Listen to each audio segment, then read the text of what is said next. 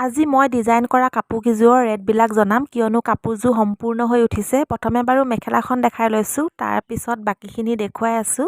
আৰু যদি কোনোবাই এই কাপোৰযোৰ ল'ব বিচাৰে তেনেহ'লে অৰ্ডাৰ কৰিব পাৰিব। আৰু মেখেলাখন কেনেকুৱা লাগিছে প্ৰথমে কমেণ্ট কৰি জনাব। এনেই বাৰু কাপোৰযোৰ বহুতে খুজি থাকে মোক দিব বুলি, কিন্তু যিয়ে ফাইনেল অৰ্ডাৰ কৰিব তেওঁকে দিম। যিহেতু অকল মুখেৰে মোক লাগে বুলি ক'লেওতো নহ'ব ন, পইচা পাতি পে'মেণ্ট কৰিব লাগিব। আৰু এইটো হৈ গ'ল ব্লাউজ পিচটো মই একেবাৰে চিম্পুল কৰিছোঁ। বহুতে হয়তো ভাবিব পাৰে ফুলবিলাক এৰি যাব নেকি, একদমেই নেৰে।